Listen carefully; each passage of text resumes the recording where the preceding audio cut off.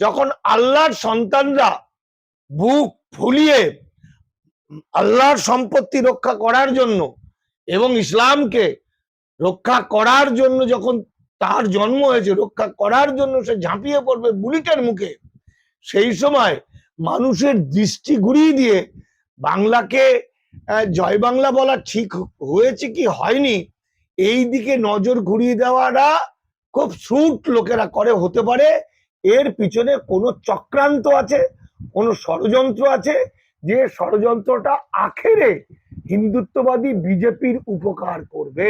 এই ডিবেটটা যদি সামান্যতম ডিবেট হয়ে থাকে শুভেন্দু এবং নৌসাদের মধ্যে, এটা কোন সময়, এটা প্রেক্ষিত এবং সময়টাকে বুঝতে হবে। আজকে যখন ইমিগ্রেশন অ্যান্ড ফরেনার্স অ্যাক্ট হয়ে বাঙালির একটা বৃহৎ অংশের মানুষকে কৃতদাস বানানোর আইন হয়ে গেছে, যখন SIR করে প্রকৃত ভারতীয় আর প্রকৃত ভারতীয় নয়, অর্থাৎ তাদের হিসেবে ধরুন ঋত্বিক ঘটক, বিশ্ববিখ্যাত ফিল্ম ডিরেক্টর এবং সাহিত্যিক মহাশ্বেতা দেবী, নবারুণ ভট্টাচার্য, প্রতুল মুখোপাধ্যায়, শীর্ষেন্দু মুখোপাধ্যায়, এই মানুষগুলোকে যখন, এটা তো উদ্বাস্তু মানুষ ছিলেন, ছিন্নমূল দেশান্তরিত, এদেরকে যখন ইল্লিগাল মাইগ্রেন্ট বলা হচ্ছে, ঘুষপেটিয়া উই পোকা, এবং যখন বলা হচ্ছে এই ধরনের মানুষ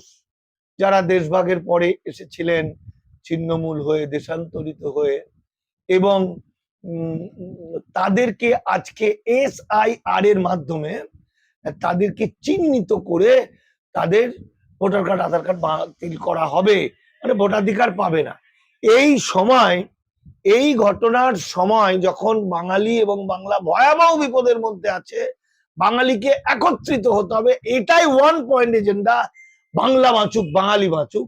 সেই সময় কিছু খেঁড়ো মাল, আমি ষাঁড় বলবো না খেঁড়ো বলবো বুঝতে পারছি না, তাদের এখন কাজ হয়ে যাচ্ছে যে জয় বাংলা স্লোগান, জয় বাংলা। মানুষের যখন পেটটা ডিংলি হয়ে থাকে না খাওয়া খেয়ে দে, তখন তাদের গল্প ফল্প অনেক রকম, হ্যাঁ তোমার আমার দেখা হবে ফুলসজ্জার রাতে, এসব প্রবন্ধ উপন্যাস এসব পড়তে ভালো লাগে। যখন মানুষ বিপদে, বাঙালি বিপদে, তখন জয় বাংলা স্লোগান, ভারতীয় স্লোগান না বাংলাদেশের স্লোগান, এটা কোনো বিচার্য নয়। যদিও যদি সত্যি সত্যি বলতে হয়, তাহলে তুমি যেহেতু প্রশ্ন করছো সেহেতু আমি বলবো যে বাংলার জয়, এর চেয়ে বড় কথা আর কিছু হতে পারে না পৃথিবীতে। আমার মাতৃভূমি, আমার পুণ্যভূমি এই বাংলা। আর বাংলাদেশ মানে পূর্ব বাংলা, পাকিস্তান বা ওপার বাংলা আর এপার বাংলা আসলে একটাই বাংলা। মানে কোন রাজনৈতিক সীমারেখা এই বাংলাকে রাজনীতি দিয়ে, কাঁটা তার দিয়ে সীমারেখা করে দিতে পারে, কিন্তু বাঙালির মননে, বাঙালির হৃদয়ে নজরুলকেও বাতিল করা যাবে না, রবি ঠাকুরকেও বাতিল করা যাবে না, লালন ফকিরকেও বাতিল করা যাবে না। সুতরাং যারা মনে করছে যে এটা জয় বাংলাটা বাংলাদেশের স্লোগান, সে নৌসাদি বলুক, সে শুভেন্দু অধিকারী বলুক, আসলে এরা বিষয়টার গভীরে না গিয়ে কিছু রাজনীতি করতে চেয়েছে, ছাড়া কিছু নয়। যদি বাংলাদেশেরই হয়ে থাকে তাহলে বাংলাদেশটাও তো বাংলা, ভাই বাংলাদেশটাও তো বাংলা। আর জয়, এটা একটা, এই যে আনন্দ, তো আমার বাংলা, আমার বাংলার জয় হবে, জয় বাংলা, এটা পৃথিবীর যে কেউ বলতে পারে, তো কি এসে যায়। সুতরাং এটা কোনো যুক্তিতর্কের বিষয় নয়। যারা মনে করছেন এটা বাংলাদেশি, বাংলাদেশ আমাদের কাছে অত্যন্ত গর্বের। এই যে বাংলাদেশি শব্দটা, যেমন ভারতীয় শব্দটা একটা গর্বের, বাংলাদেশের মানুষের কাছে বাংলাদেশি শব্দটা খুব ভালো, আমাদের কাছেও বাংলা দেশি শব্দটা অত্যন্ত ভালো শব্দ। কারণ আমার বাঙালিরা, আমার বাংলার মানুষ, তাদেরকে ব্রিটিশ সরকার এবং বাংলার তথাকথিত রাজনৈতিক নেতারা তাদের ভিন্ন করে দিয়েছে, ভাগ করে দিয়েছে।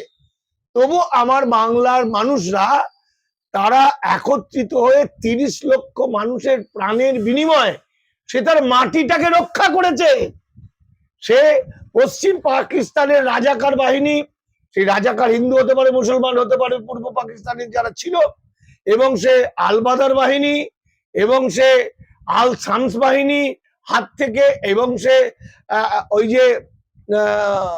যে পশ্চিম পাকিস্তানের খান সেনা, তার এই যে জামাত, ওই যে জামাত, সেই জামাতের হাত থেকে অবাঙালি পাঠান বা অমুক কি মুসলমান, খান সেনা মুসলমান, সেই মুসলমানদের অত্যাচারে থেকে 30 লক্ষ প্রাণের বিনিময়ে আমার বাংলার মাটিকে সে বাঁচিয়েছে, তারা রক্ষা করেছে, তারা তাই হৃদয় থেকে জয় বাংলা বলে। আমরাও আমাদের এই হৃদয় জন্মভূমিকে জয় বাংলা বলি। আসলে এপার ওপার একই, এর সঙ্গে রাজনীতির গন্ধ যারা খুঁজতে পারে, ভবিষ্যৎ তাদের পক্ষে অন্ধকার, গভীর অন্ধকার। এবং বোঝা যাচ্ছে মূল ইস্যু থেকে, আমি নওশাদের কথা বলছি, নওশাদ যাই হোক, ভালো মন্দ আমি ওই লাইনে যাচ্ছি না, আমি বলছি কখন নওশাদ বলছে, যখন উমিদ পোর্টালটা আজকে 1 মাস প্লাস কয়েকদিন হয়ে গেল, আর মাত্র 5 মাস বাকি। এই 5 মাসের মধ্যে যদি মক্তব, মাজার, মাদ্রাসা, গোরস্থান, মসজিদ, তার সমস্ত প্রতিটি গ্রামের, গোটা পশ্চিমবঙ্গের, গোটা ভারতের, সেই 1200 খ্রিস্টাব্দ 1300 খ্রিস্টাব্দেরই হোক, আর এই 100-200 বছর আগেরই হোক, আর এই দেশভাগের পরে এখান থেকে মুসলিম মা বোনেরা চলে যাওয়ার পরে তার জমিগুলো ফেলে গিয়ে আল্লাহর নামে দান করে যাওয়া, জমির উপর তৈরি হওয়া মসজিদ, মাজার, মক্তব, মাদ্রাসা, গোরস্থান, খানকা যাই হোক, সেগুলো যখন আর মাত্র 5 মাসের মধ্যে যদি সঠিক দলিল দস্তাবেজ দেওয়া না যায়, কার কাছ থেকে নেওয়া হয়েছে, কে দিয়েছে, তার রেকর্ড যদি না দেওয়া হয়, তাহলে এই 6 মাস পরে সেটা সরকারের হয়ে যাবে। হিন্দুত্ববাদী বিজেপি সরকার সেই সমস্ত গুলোকে একে একে ভেঙে চৌচির করে দেবে, মুসলমানদের গোরস্থান কেড়ে নিচ্ছে, কেড়ে নেবে। যখন তাদের আর ধর্মীয়ভাবে তাদের কবর দেওয়ার জায়গা থাকবে না, তাদের পোড়াতে হবে।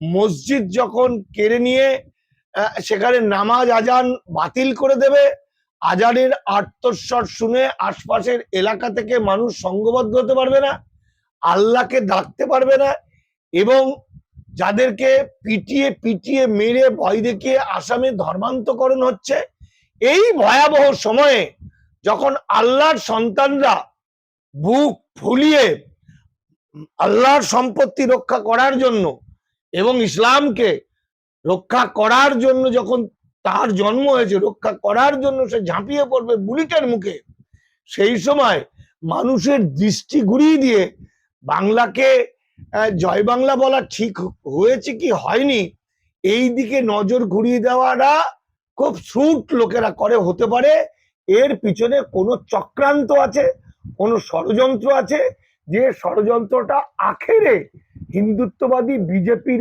উপকার করবে। তাই শুভেন্দুই বলুক, নওশাদই বলুক, জেনেই বলুক, না জেনেই বলুক, বলবো এই সময় তাদের কাজ হচ্ছে তার ধর্মকে বা ইসলামকে রক্ষা করার জন্য চেষ্টা করা, বিশেষত ওয়াকফ আইনের বিরুদ্ধে লড়াই করা।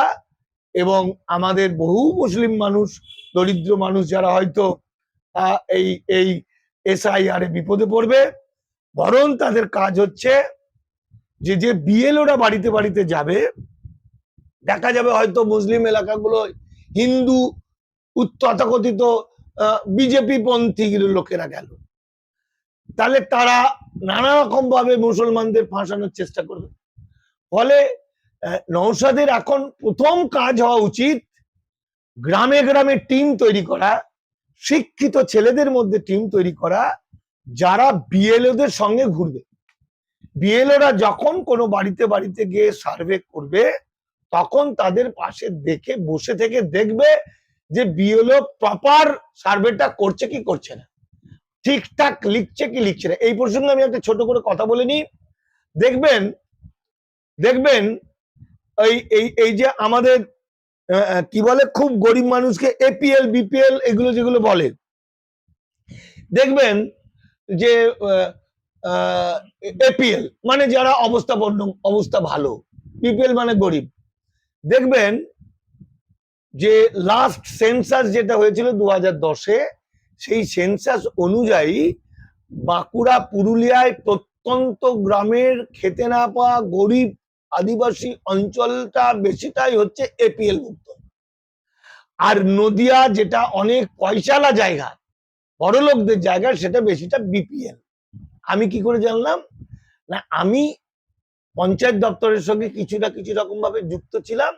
আমার প্রাণের বন্ধু, প্রিয় বন্ধু, জয়েন্ট সেক্রেটারি, এখন আরো বড় উপরে, ফলে আমি এই বিষয়গুলো জানি।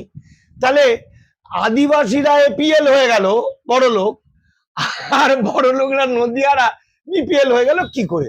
তার মানে সার্ভে যারা করেছিল, জ্ঞানত হোক অজ্ঞানত হোক, তাদের মতো করে তারা বাড়িতে বসে বসে করেছিল।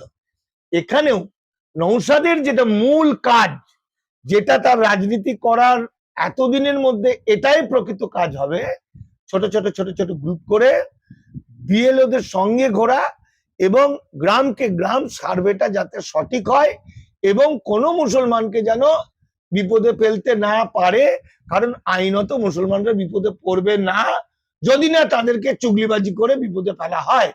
তো এটা নওশাদের করার কথা। সেই জায়গায় নওশাদ এখন জয় বাংলা বাংলাদেশের নাকি ভারতের, এবং শুভেন্দু যাও বলছে নওশাদও তাই বলছে, এই বিষয়টা আমার ভালো লাগেনি।